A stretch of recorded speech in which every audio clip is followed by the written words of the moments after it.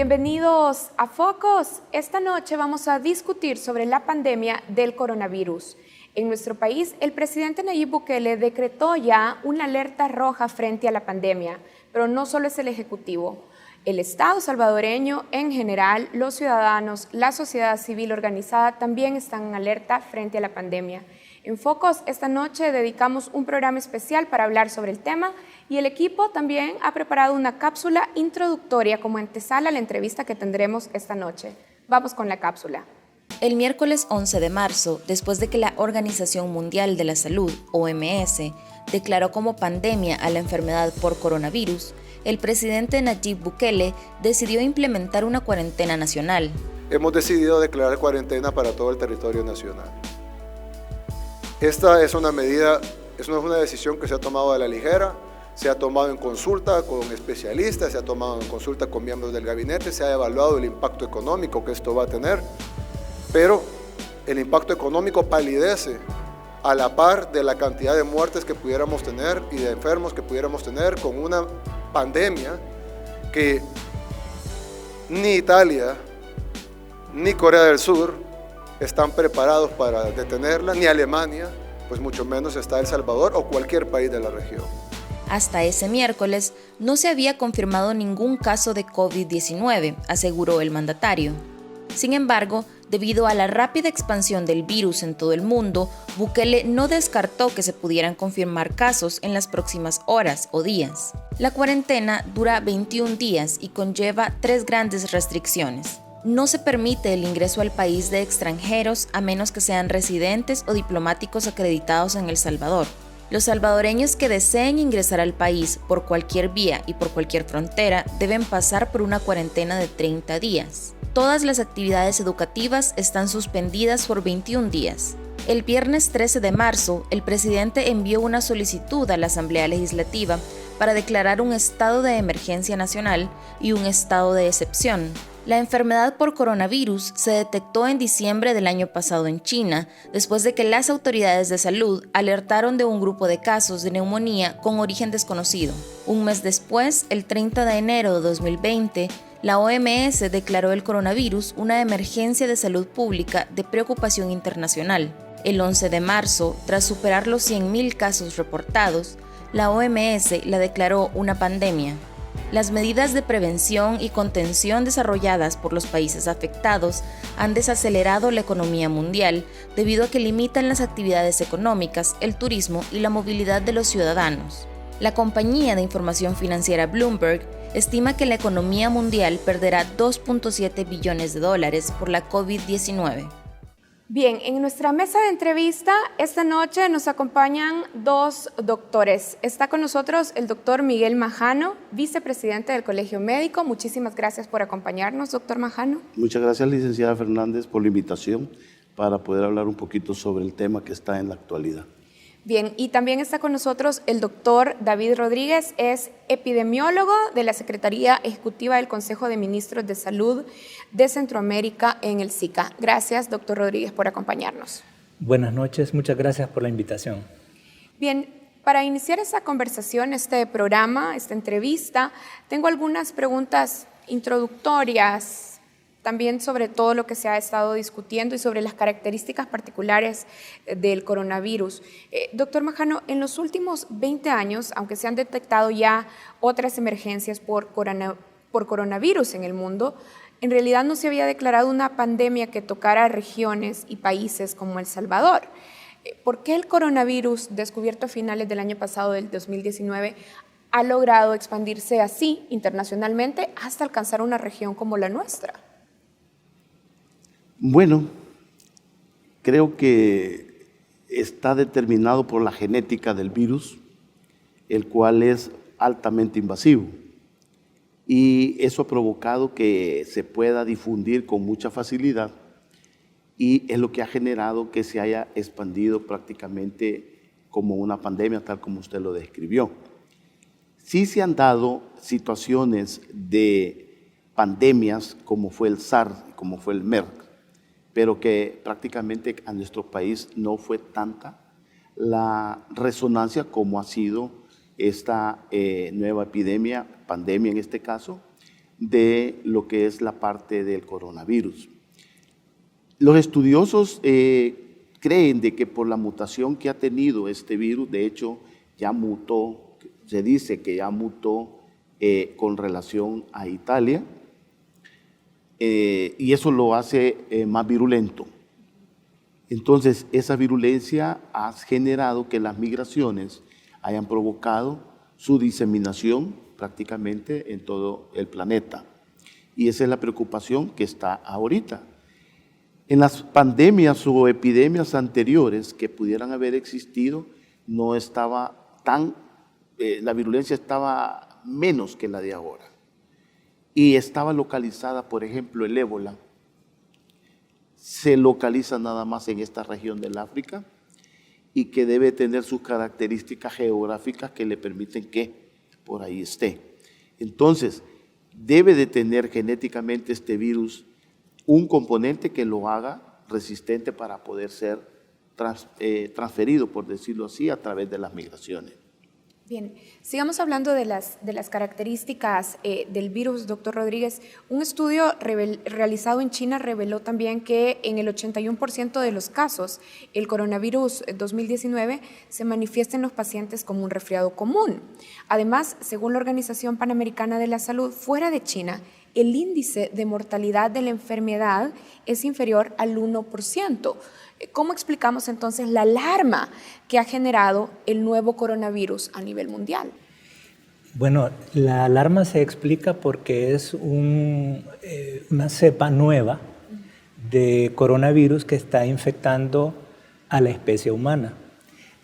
Los coronavirus son una familia muy grande, ya hay descubierto desde los años 60, se conocen al menos 4 coronavirus que están infectando al ser humano en diferentes momentos, en diferentes partes del mundo, pero esta cepa surge a finales del año pasado en China, y cuando los científicos chinos logran aislarlo por primera vez y hacen su secuenciación genética y lo comparan con otros 2 miembros de la familia de los coronavirus, como son el MERS y el SARS, se dan cuenta que su secuenciación genética no corresponde a ninguno de esos 2, pero pertenece a esa familia. Entonces, ¿a eso se refería cuando hablaba el doctor Majano de esa mutación virulenta?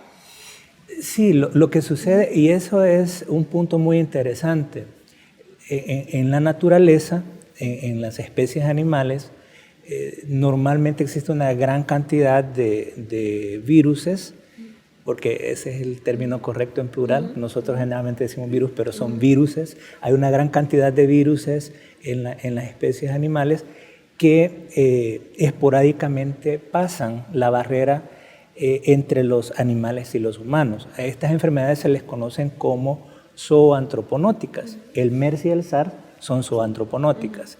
Y este nuevo coronavirus también lo es. Bien, y estaba diciendo que cuando hacen los estudios, los primeros estudios sobre este nuevo virus, el coronavirus 17, encuentran que no se parece, 19, no se encuentra ningún parecido a los anteriores. Sí, en la secuenciación genética encuentran que forma parte de la familia de los coronavirus, pero hay un segmento que lo hace totalmente diferente. Entonces, es algo sorprendente que en este brote los colegas de China han tenido la capacidad técnica para decir muy rápidamente y poner a disposición de la comunidad científica el código genético de este nuevo virus. Por eso es que hay alarma. Y como en la población humana no hay una huella inmunológica, entonces todo el mundo es susceptible de adquirir la infección. Por eso es que el potencial pandémico es anunciado desde el principio, y por eso la OMS toma cartas en asunto muy rápidamente, porque ya se esperaba que su diseminación iba a ser alrededor del globo terráqueo. Y hay otro detalle, el hecho de que estemos hablando de este tipo de virus genéticamente, eso lo hace menos virulento en cuanto a compararlo con el MERS y con el SARS, ya que tanto el MERS como el SARS son altamente mortales comparado con el que tenemos ahorita, con el coronavirus 19. Entonces, pero eso está determinado, como dice el doctor, por su composición genética. La composición genética del MERS y del SARS lo hacen altamente mortales. En cambio, con el coronavirus no es altamente mortal, sí afecta, sí puede producir y está produciendo muertes, pero la diferencia es que se propaga demasiado rápido. Y eso hace la diferencia entre los tres desde el punto de vista genético. Y por eso es que la epidemia, en este caso la pandemia, en menos de 3 meses se ha hecho pues prácticamente evidente. Sin el ánimo de ser muy largo el punto, pero si pudieran proyectar la lámina 20 para que puedan ver en qué sitio se ubica la secuenciación genética, van a poder observar ahí. En la lámina 20 está señalado con una flecha de color naranja la secuencia genética del virus, y en la parte superior aparece el SARS, y en la parte inferior el MERS señalados con una flecha celeste. O sea, los científicos rápidamente identifican que pertenece a esa familia, pero que está entre las dos. Y con respecto a la segunda parte de su pregunta, que ¿por qué es que hay tanta alarma si la mayoría de los casos son cuadros que parecen una gripe común? Normalmente los virus se comportan de esta forma. Hay una pirámide conocida de todos los agentes etiológicos en donde en la base está una gran cantidad de casos muy leves, incluso asintomáticos, y a medida la pirámide se va estrechando, la proporción de casos se van haciendo más graves. La parte media de la pirámide son los casos graves, y la cúspide de la pirámide, que es la menor proporción, son las personas que fallecen. Eso ocurre de manera, es parte de la letalidad de todo agente etiológico. Ahora, quiero hacerles una pregunta sobre estas comparaciones que estábamos haciendo sobre el índice de mortalidad o las tasas de mortalidad, porque ciertamente la expansión del virus en los últimos meses ha estado concentrado en Asia y, bueno, en las últimas semanas en Europa. Y son sistemas de salud totalmente diferentes a los sistemas de salud latinoamericanos. Así es que, ¿de qué manera esos índices bajos de mortalidad, vamos a decir, en realidad podríamos esperar que se van a replicar en los sistemas de salud centroamericanos o latinoamericanos? Porque estamos hablando de sistemas de respuesta totalmente diferentes. Es que eso depende del comportamiento. En realidad, lo que usted dice es como que estuviéramos comparando los sistemas de salud, pero el virus no compara sistemas de salud.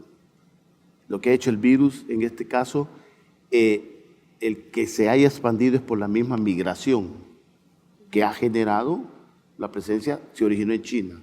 Y muchos chinos les gusta andar por todas partes. Entonces, mucha parte de esta población china pueden ser asintomáticos y en algún momento no pudieron haber sido detectados.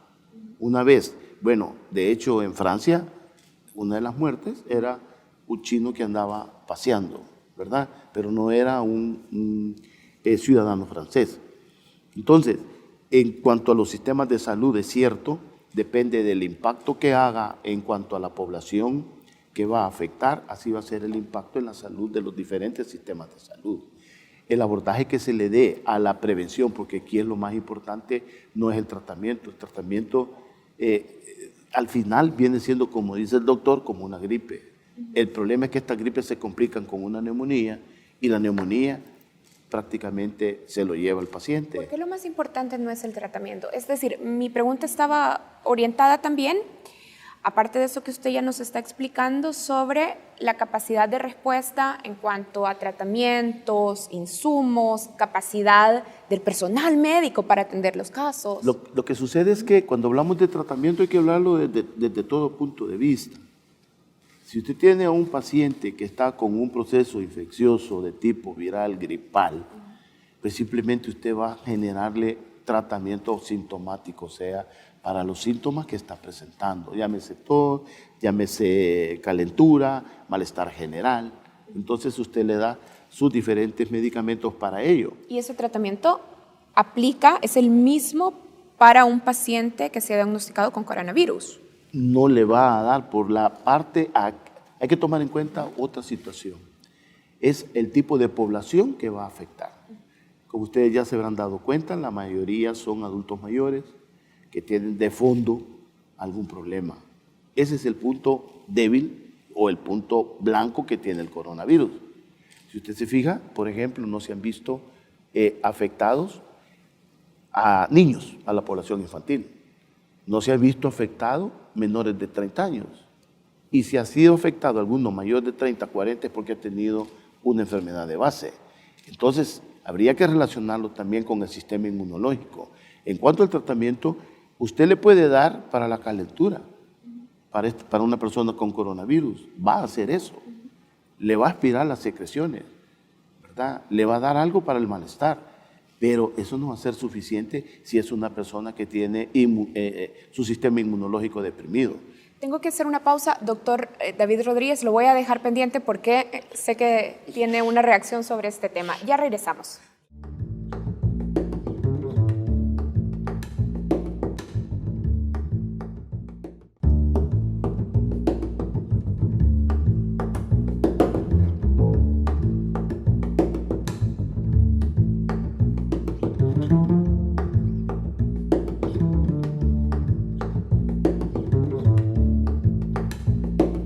Estamos de regreso en la mesa de entrevista de Matices. Antes de hacer la pausa, habíamos puesto un tema sobre la mesa que tenía que ver con la capacidad de respuesta, todavía de manera general lo estamos conversando, pero con la capacidad de respuesta del sistema de salud salvadoreño y de otros sistemas de salud centroamericanos, y cómo esa capacidad de respuesta podría o no influir en nuestros casos sobre los números de mortalidad con respecto al número de casos, y había dejado al doctor David Rodríguez pendiente con su reacción a este tema.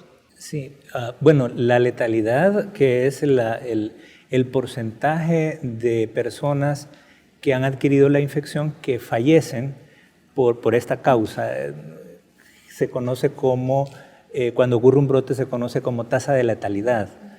La tasa de letalidad reportada por el coronavirus hasta el momento anda alrededor del 2%. En promedio global, en promedio, mundial, vamos a decir. En promedio mundial. Es decir, hay un estudio muy reciente que ha estudiado de los primeros 75,000 casos reportados en China, y han calculado estas estadísticas con 45,000 casos confirmados. Es el estudio más grande publicado hasta el momento, y ellos han establecido la letalidad en aproximadamente el 2%, pero eso es cuando tenemos a todo el grupo de personas que han padecido la enfermedad. Cuando ya nos vamos por segmentos de edad o por otros factores de riesgo, como el doctor Majano le explicaba, esa letalidad empieza a cambiar, porque hay factores que pueden hacer que una persona se complique. Los mayores de 60 años, por ejemplo, ellos tienen tasas de letalidad más altas por la severidad. También las personas, como ya lo dijo el doctor Majano, con diabetes mellitus, hipertensión arterial, enfermedad pulmonar crónica. Pero también aquí hay algo importante en relación a los sistemas de salud. Se piensa que la letalidad va a ser diferente de acuerdo a la capacidad que los sistemas de salud tengan de enfrentar y de atender cuando los casos empiezan a ocurrir. Por ejemplo, ahora escuchábamos en los medios que en Estados Unidos acaban de declarar emergencia nacional porque, según las proyecciones que ellos tienen, el número o la capacidad para atender los casos graves se va a ver sobrepasada, porque no los van a poder atender de la mejor manera. Entiéndase ahí que se requieren ventiladores mecánicos y una serie de equipo médico y personal médico entrenado en esos servicios de unidades de cuidados intensivos. Entonces sí, los servicios de salud tienen un impacto sobre la letalidad, y eso explica también por qué algunos países están tomando decisiones en relación a retardar lo más que sea posible la entrada de los primeros casos, porque eso da un margen de tiempo para poder preparar el sistema de salud y brindar una respuesta adecuada. Justamente entonces hablemos sobre las decisiones que están tomando los gobiernos, los estados en conjunto en nuestra región particularmente y en nuestro país. Doctor Majano, la semana pasada, el miércoles 11 de marzo, el presidente Nayib Bukele inició con el anuncio de una serie de medidas que se han ido incrementando para evitar o para retardar el ingreso del virus a nuestro país. Hablemos de estas medidas. Desde un enfoque de salud pública, ¿la respuesta del Ejecutivo es integral y adecuada para contener la epidemia, a su juicio? Como se ha mencionado, son medidas drásticas las que se han tomado, pero las medidas drásticas creo que valen la pena que se hagan. De hecho, desde que, como se menciona, desde que se declaró el estado, primero no se había querido declarar la pandemia, se declaró pues de que estaba el problema de coronavirus y tomaron esas decisiones hasta llegar ahora a la parte roja, que es lo que no han hecho otros países como Europa, dijeron ellos. Incluso Inglaterra ahorita está pensando más en la economía, que ya le dijeron los de los colegios médicos de Inglaterra, los epidemiólogos de Inglaterra, que prioriza el enfoque de salud. ¿A costa de qué va a pasar eso? De todos modos, el primer ministro dijo, bueno, de todos modos va a entrar. Preocupémonos mejor para que los que queden, les quede mejor una mejor economía. Y ahí está publicado. Entonces, nuestros países que son tan pobres, lo menos que pueden hacer es una prevención. Y desde ese punto de vista, el Ejecutivo ha tratado de generar esa prevención. Primero con todas las medidas que se han dado hasta llegar ahorita al cierre, ¿verdad?, prácticamente de lo que son los aeropuertos. Y si usted se fija, prácticamente Estados Unidos lo hizo después. España lo acaba de hacer. Italia lo hizo tardado y es el segundo país que tiene más muertos. Pero son personas, no es que son muertes, son personas de lo que estamos hablando, susceptibles. Entonces, con respecto al país, las medidas que se están tomando son medidas para evitar prácticamente que el virus entre a nuestro país, porque si entra a nuestro país, el sistema de salud no está preparado para eso. Y no sabemos qué va a pasar, porque como dijo el doctor, bueno, necesitamos gente que sepa manejar ventiladores, porque los casos graves que se van a, entre comillas, a fallecer, son pacientes que deben de estar en unidades de cuidados intensivos y eso genera un costo económico enorme. Bien, doctor Rodríguez, el gobierno de El Salvador, ya lo estaba mencionando también el doctor Majano, y para que vayamos revisando puntualmente las medidas que se han tomado, el gobierno ha cerrado sus fronteras para evitar la propagación del virus en el país. ¿Cuáles son los parámetros internacionales para precisamente contener el riesgo de exportación e importación del virus? Es decir, ¿qué tan efectiva será para protegernos esta medida drástica, esta restricción, como le llamaba el doctor Majano? Sí, bueno, todo esto se enmarca en el Reglamento Sanitario Internacional, que establece una serie de medidas sanitarias, en estos casos de emergencias de salud pública de interés internacional, como es el coronavirus. Establece una serie de medidas sanitarias para evitar la propagación del mismo a los territorios y nuevos países. Pero estas medidas que el Reglamento Sanitario Internacional establece no van en perjuicio de otros tratados, por ejemplo, del tráfico internacional y del comercio internacional. Procura conservar un equilibrio entre lo que es el tráfico de viajeros internacional y la salud pública. Pero en el artículo 43 del Reglamento Sanitario Internacional también establece que cada Estado parte puede implementar medidas sanitarias adicionales como en este caso. Entonces los países, cada uno ha evaluado su situación y soberanamente han decidido cuáles son las medidas para retrasar la llegada del virus. Yo creo que aquí es importante brindar un mensaje también a la población, y es que las medidas lo que buscan en realidad es retrasar lo más que se pueda la entrada del virus. Este es un virus que se transmite por la vía aérea. Por lo tanto, es muy difícil cortar su cadena de transmisión. Es decir, a pesar de las restricciones en el tráfico internacional, es inminente que nos veremos afectados por el coronavirus. Teóricamente es así. Teóricamente es cuestión de tiempo para que el virus llegue a todas partes del mundo, incluyendo a El Salvador. Pero la lógica de implementar las medidas sanitarias adicionales es justamente retrasar y poder preparar el sistema de salud. Pero además, en este brote, en esta pandemia, hemos visto cosas que anteriormente no conocíamos. Por ejemplo, la última pandemia que enfrentamos, la de influenza H1N1 en el año 2009, que es un virus respiratorio también, de características similares, no se tuvieron los mismos resultados que se está teniendo ahora, porque, por ejemplo, las medidas que se han tomado en países como China, al parecer están dando resultados porque el número de casos ha empezado a declinar y aparentemente está entrando en un control. Las restricciones de movilidad. Las restricciones de los movimientos migratorios, todas las medidas de distanciamiento social, que incluye la suspensión de aglomeraciones, las reuniones masivas, conciertos, actividades escolares. Ustedes recordarán todas esas intervenciones que se fueron implementando en Wuhan. Pero además, ahora hay otras evidencias científicas de algunos detalles importantes. Por ejemplo, a diferencia del SARS y del MERS, en este virus hay al menos 3 publicaciones científicas en donde se muestra evidencia de que el virus se puede transmitir antes de que la persona presente síntomas. Entonces eso hace más difícil cortar la cadena de transmisión. Ahora, quiero también poner otro tema sobre la mesa. Doctor Majano, usted decía, estas medidas drásticas son también necesarias. Sin embargo, desde que se anunció la cuarentena generalizada para salvadoreños o otros residentes extranjeros que intentan entrar a nuestro país, no han parado las denuncias sobre las condiciones de insalubridad que están padeciendo las personas en los albergues estatales.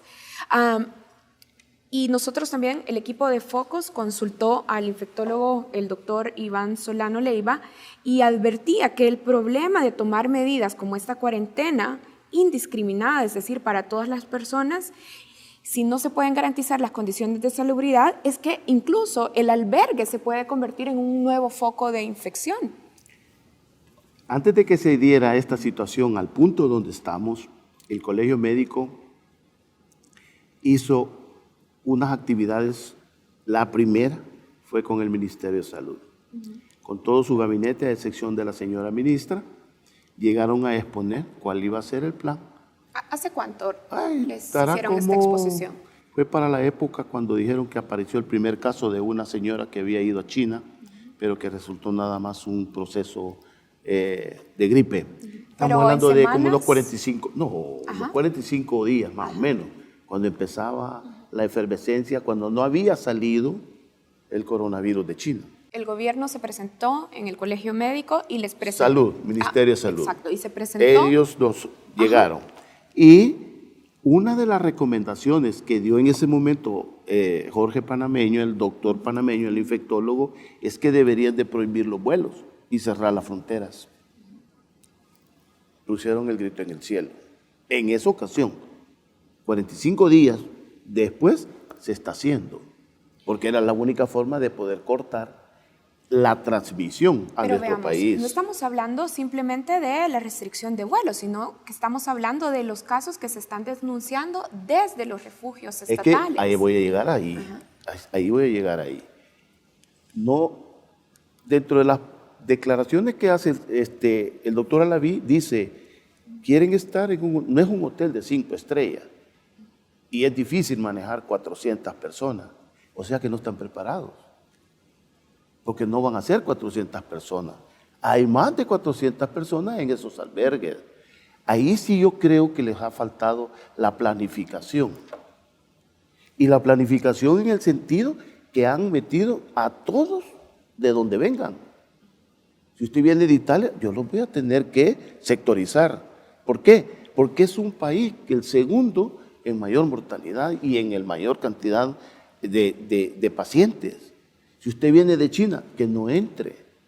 Pero si usted es un estudiante o de alguien de otro país, usted tiene que sectorizar de dónde viene, porque epidemiológicamente puede determinar el riesgo de que esta persona pueda contaminar a todos los que están ahí. En el albergue hay, bueno, ustedes ya vieron, yo no puedo decir solo más que por la foto.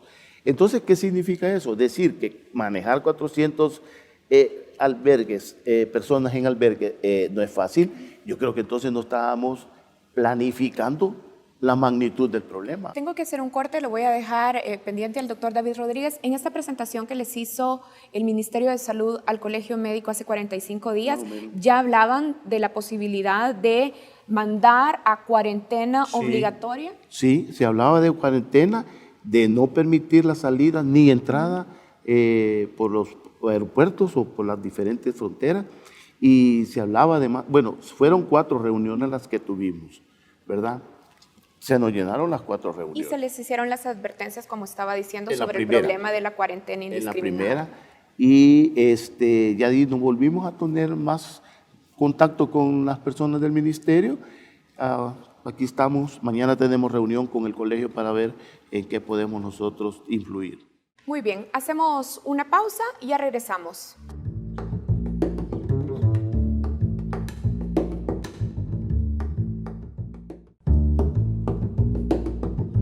Las redes sociales han servido como canal de denuncia para las personas aisladas en refugios tras la declaratoria de cuarentena nacional. Niños, adolescentes, adultos y adultos mayores demandan mejores condiciones en los albergues. Las historias del usuario de Instagram, Dino Safie, se volvieron virales luego de que pidiera ayuda para denunciar la precariedad en la que se encuentran los albergados. Que no cabemos, no trajeron almuerzo ni cena, les quiero enseñar. Acá, en la parte de comida, están dando tortilla con queso, y estas tortillas con queso no la trajo el gobierno, la trajo gente que donó. El usuario de Twitter, Roberto Serrano, también denunció una alimentación pobre en el albergue de Jiquilisco. Además, la radio de la Universidad Centroamericana, UCA, compartió imágenes de instalaciones inundadas, personas durmiendo en el suelo y albergados visiblemente molestos por estas condiciones.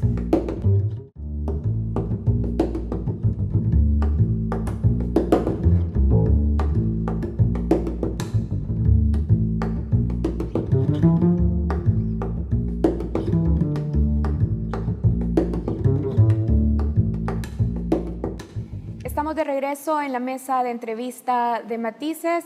Doctor David Rodríguez, en el bloque anterior estábamos hablando sobre el caso de nuestro país en el que se han aplicado estas medidas de cuarentena indiscriminada, decíamos.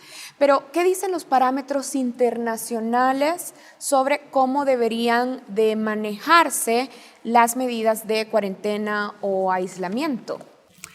Sí, bueno, hay una diferencia entre cuarentena y aislamiento. Técnicamente se pone en cuarentena a una persona que ha estado en contacto con un caso confirmado por coronavirus. Le hago una pregunta aquí pequeña. Sí. ¿Cómo se determina, qué dice el parámetro internacional sobre cómo determinar cuando una persona ha estado en contacto? Sí, ese es uno de los desafíos en la actual pandemia. Hay un reporte reciente de la estrategia del monitoreo de contactos en los Estados Unidos, publicado por los CDC, en donde ellos, el parámetro que utilizaron fue el que una persona estuviese a menos de 2 metros, ellos hablan de 6 pies, 1.82 metros es la conversión, pero podemos usar 2 metros a menos de 2 metros por un periodo de 2 horas o más. Con una persona que ha sido diagnosticada. Con una persona que ha sido confirmada por coronavirus. Pero es difícil porque, como usted estaba explicando en uno de los bloques anteriores, justamente el coronavirus puede transmitirse aún antes de manifestar síntomas.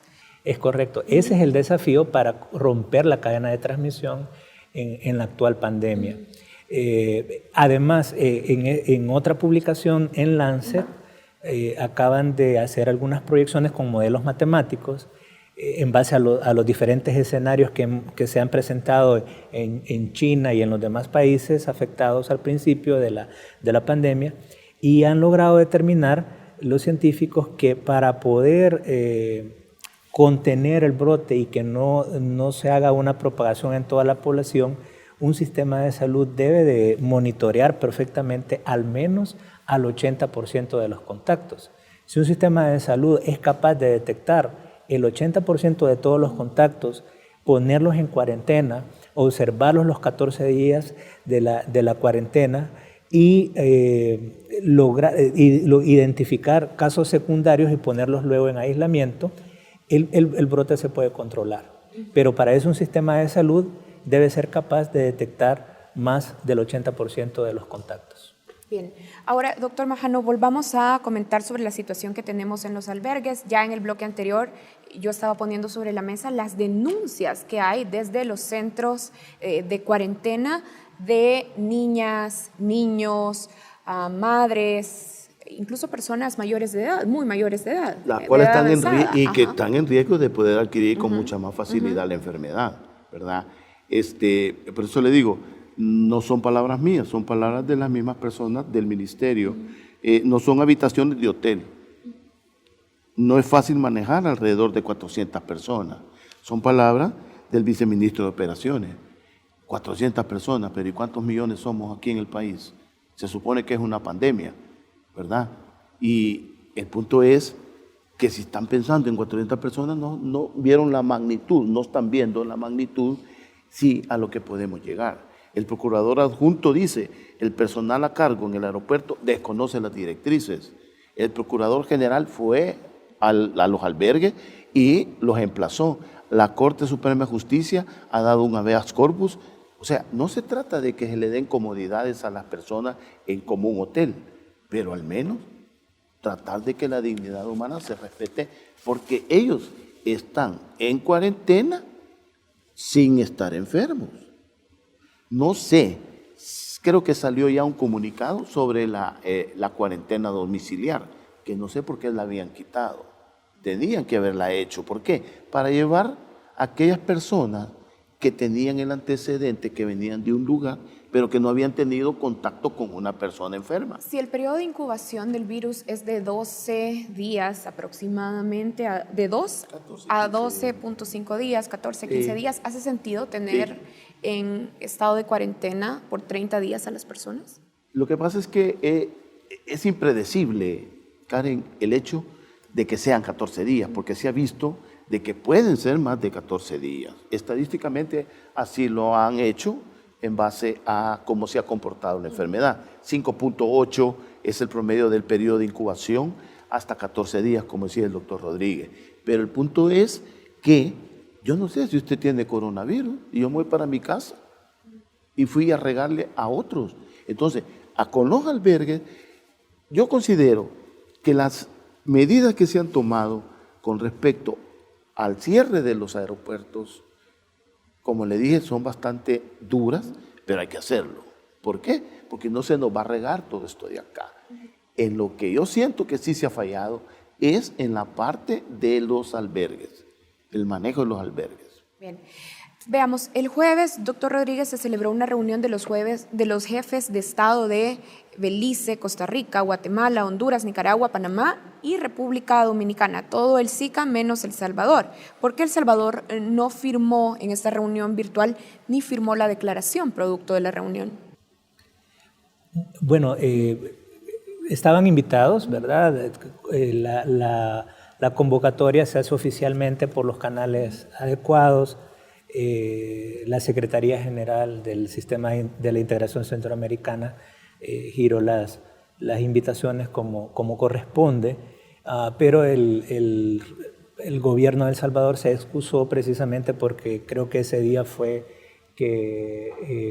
más activo y estaban implementando lo de la cuarentena nacional. Entonces no pudieron participar, pero fue una reunión muy productiva, ya que estuvieron 7 de los 8 países y se hace una declaratoria que busca, entre otras cosas, justamente armonizar las medidas sanitarias para establecer el cordón epidemiológico o el cordón sanitario en Centroamérica. Se tocaron otros temas también relativos a la negociación conjunta que va a permitir a los estados poder hacer compras a escala de los insumos y los equipos que van a necesitar para poder hacer frente a la epidemia. Es decir, los 7 países del SICA, bueno, 8, si El Salvador hubiera estado incluido, firmaron esta declaratoria que les permitiría negociar la compra de insumos. Sí, pero debo decir también que anteriormente se había realizado, porque esta fue cumbre de presidentes, hay que diferenciar, y es una cumbre de presidentes que se realiza de manera virtual. Es la segunda, lo que tenemos hasta donde tenemos conocimiento, es la segunda cumbre de presidentes que se realiza de manera virtual.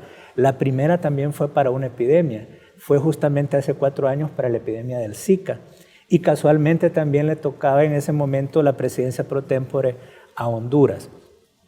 Pero decía, antes de la cumbre de presidentes, se realizó la reunión del Consejo de Ministros de Salud de Centroamérica y República Dominicana, que es parte del sistema de la integración centroamericana. En esa reunión, la señora ministra de Salud de El Salvador tuvo participación y fue uno de los países que propusieron activar la negociación conjunta. Si esto se concreta, El Salvador también va a poder participar en la negociación conjunta como lo ha solicitado la señora ministra de Salud. ¿Por qué es importante el abordaje regional del coronavirus? Doctor Majano, me gustaría también conocer su opinión sobre este tema. Bueno, fíjese que aquí únicamente El Salvador y Nicaragua no hay coronavirus. De ahí hasta República Dominicana, que está incluido, ¿verdad? Creo yo. Sí, es parte del sistema. Parte del sistema. Entonces, la importancia es ver cómo se hace ese cerco. Y dentro de todos los que están, prácticamente Dominicana es la que más tiene, ya con defunciones por coronavirus. Entonces, esa reunión para mí debe ser muy importante para tomar esas directrices de hacer el cerco epidemiológico, para ver que no vaya a suceder lo que está sucediendo en otros países, aumentando la mortalidad. Fíjese, Panamá, por ejemplo, primer caso de coronavirus, primera muerte. El cerco epidemiológico, ¿qué implica y por qué es importante que El Salvador tome parte de este tipo de reuniones y acuerdos? Bueno, son diferentes medidas las que se toman, pero ahora que la situación es diferente en cada uno de los Estados miembros, los que ya tienen casos y los que no tienen casos. Entonces las medidas sanitarias son diferentes en cada país. Estamos viendo, por ejemplo, que El Salvador está haciendo un esfuerzo impresionante para que no importar casos, no importar los primeros casos. Los países que ya importaron casos, como es la República Dominicana, Panamá, Costa Rica, Guatemala, Honduras, ¿verdad? Ellos tienen que aplicar otro tipo de medidas para contener los brotes, para que el coronavirus no se propague por toda la población. Entonces, cambian las medidas que se toman. Hay que entender que esto es dinámico y que los ministerios de salud y los líderes nacionales tienen que ir tomando decisiones sobre la marcha. Por ejemplo, ahora mirábamos que Francia ha tomado medidas este día en el sentido de cerrar escuelas y cerrar una serie de actividades que el señor presidente de ese país decía que le iba a cambiar la vida a los franceses por algunos días. Entonces, son ejemplos que nos sirven a nosotros para ilustrarnos que las medidas son dinámicas y que los ministerios de salud tienen que irlas tomando sobre la marcha. También hay una diferencia, ya cuando hay casos confirmados en un país, hay una diferencia cuando solamente son casos importados en comparación cuando ya existe una transmisión local, una transmisión autóctona. Hay un estudio por ahí que muestra que en los países de Corea del Sur, Irán y creo que es Italia,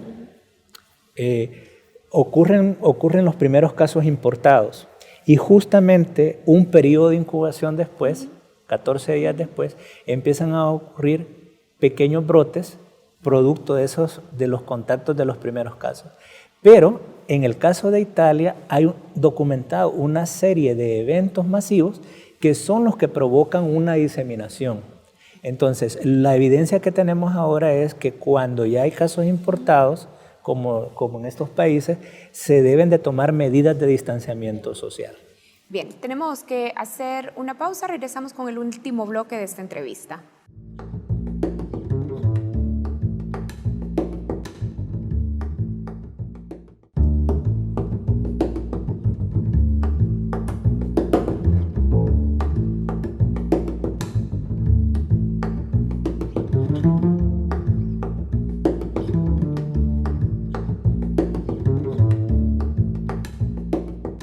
Estamos de regreso en la mesa de entrevista de Matices. Esta noche estamos conversando con el doctor Miguel Majano, vicepresidente del Colegio Médico, y también está en la mesa el doctor David Rodríguez, epidemiólogo de la Secretaría Ejecutiva del Consejo de Ministros de Salud de Centroamérica en el SICA.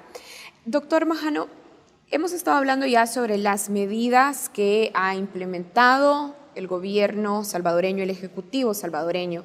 Se ha discutido también muchísimo cómo en diferentes experiencias en el mundo las restricciones a la movilidad de los ciudadanos lograron contener la expansión del coronavirus.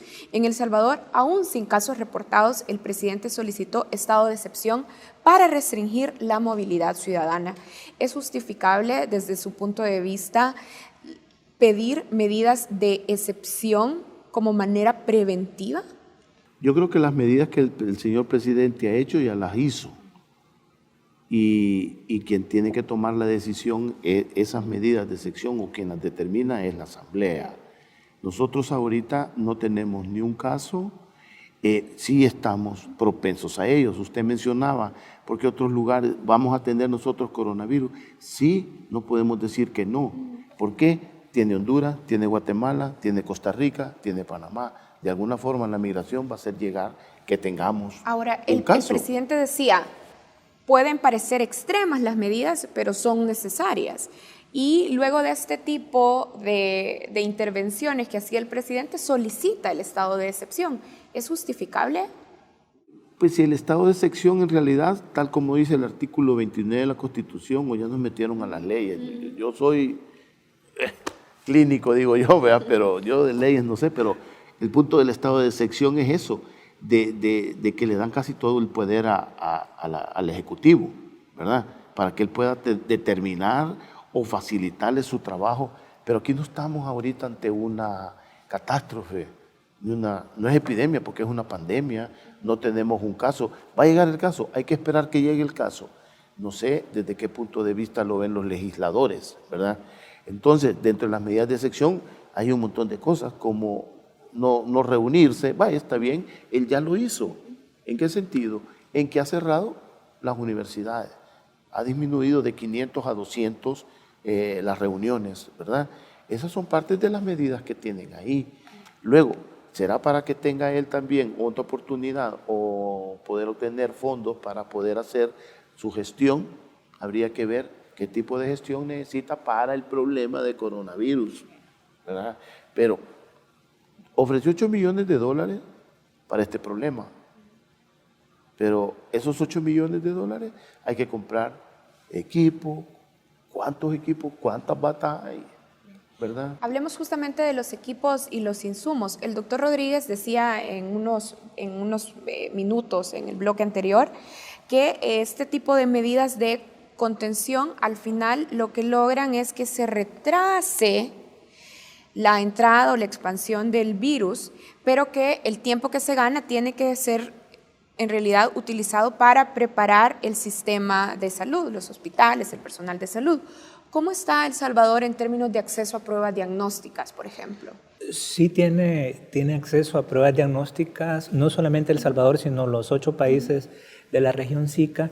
Y aquí vale la pena hacer una breve mirada histórica de cómo es que estas pruebas, esta capacidad de los laboratorios nacionales de salud pública en la región es fortalecida.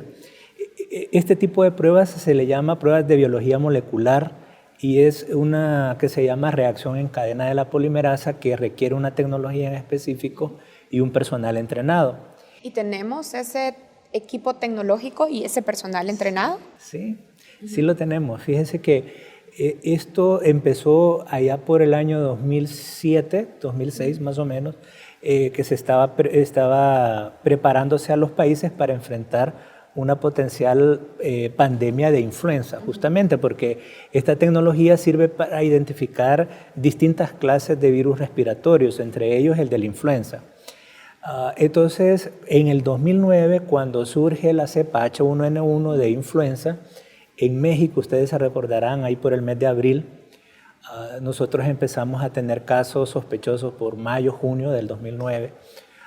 Solamente los primeros 16 casos, si la memoria no me falla, fueron muestras enviadas a los CDC de Atlanta para su confirmación. A partir de la número 17 en adelante, ya fueron confirmadas aquí en El Salvador.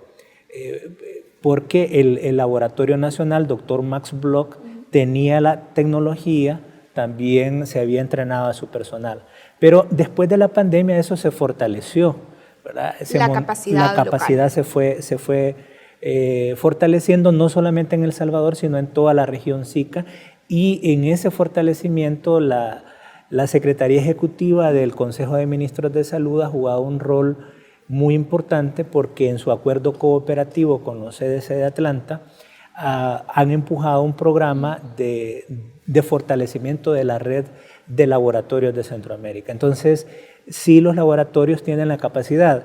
Ahora, el asunto es que en una pandemia llega un momento en que el número de pruebas disponibles no son suficientes para poder examinar a la cantidad de casos que van apareciendo. Sobre eso le quería preguntar, porque en nuestro caso particular, a pesar de que usted nos está explicando que tenemos la capacidad instalada, también tenemos denuncias de las personas que están en los albergues de que no se les han hecho las pruebas. Entonces, ¿cuánta es la disponibilidad que tiene El Salvador realmente de pruebas? Ese dato yo no lo podría compartir porque lo desconozco. Creo que lo más apropiado sería consultarlo con las autoridades nacionales, pero sí le puedo decir que en el caso de China, por ejemplo, que se llevan confirmados un poco más de 80,000 casos, lo que se estima es que esos casos son nada más el 10% de todos los casos que están ocurriendo en la comunidad. Es decir, los sistemas de vigilancia, cuando hay una epidemia, jamás van a poder examinar al 100% de las personas que necesitan hacerse la prueba. Más bien, llega un momento de la epidemia, cuando los casos son muchos, que ya no es necesario hacer pruebas, sino que clínicamente se pueden dar como confirmados o se pueden clasificar como casos clínicos por el agente que está circulando en ese momento. Solo quiero dejar este punto bien claro sobre la mesa. Es decir, El Salvador tiene capacidad instalada en cuanto a equipos tecnológicos y recursos humanos que podrían entonces aplicar las pruebas de diagnóstico. No depende, por ejemplo, de compra de insumos en el extranjero. Bueno, lo que pasa es que la Organización Mundial de la Salud ha facilitado los reactivos a todos los laboratorios nacionales de todo el mundo, incluyendo a los laboratorios en Centroamérica. Entonces, el problema podría estar en el acceso limitado a los reactivos. Yo no diría de que tendríamos problemas. Hay un protocolo de vigilancia en el país. OPS, OMS está proporcionando los reactivos. El país está usando un protocolo que fue creado en Alemania, ¿verdad? También los CDC tienen un protocolo y están trabajando para producir reactivos a futuro. Esta mañana también teníamos una noticia en la Secretaría y es que la FDA ha aprobado unos kits comerciales producidos por una marca que no la voy a mencionar acá, pero que pronto también van a estar disponibles para el sector privado.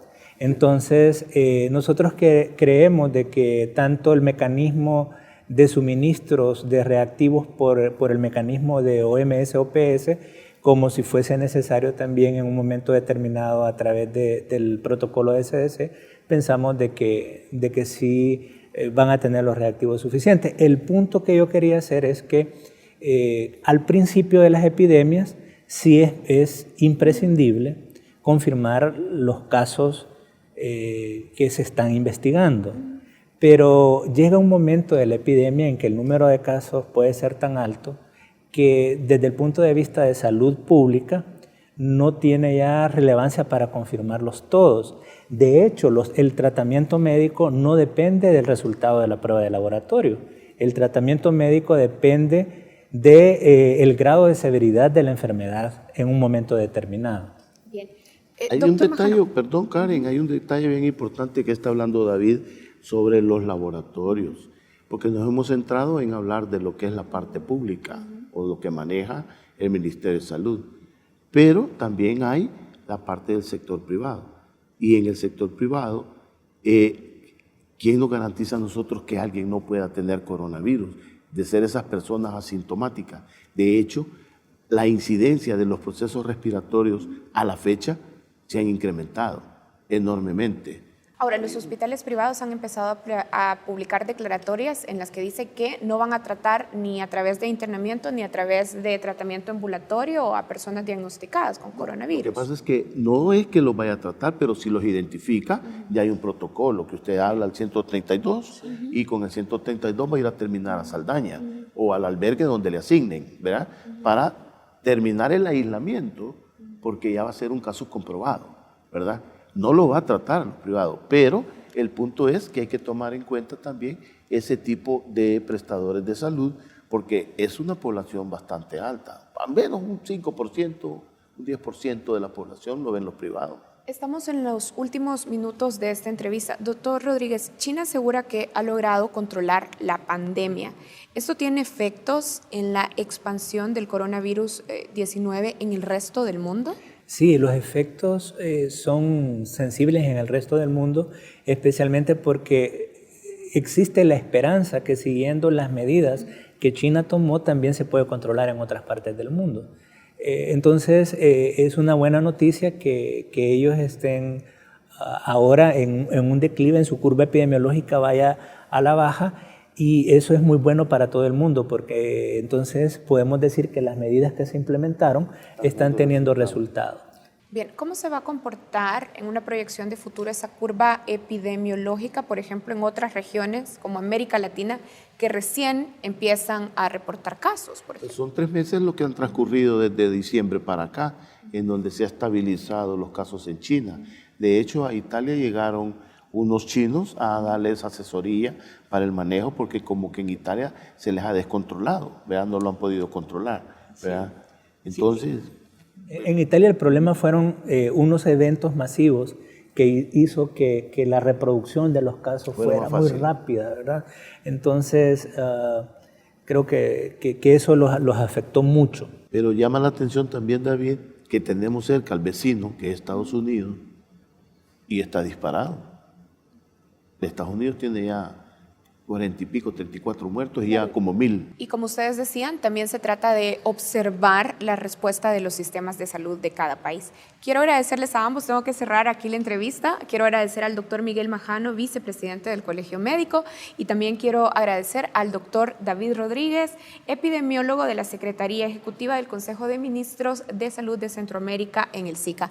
Muchas gracias a los dos. A usted también por invitarnos. Muchas gracias por la invitación. Nosotros hacemos una pausa y así cerramos la entrevista de Matices.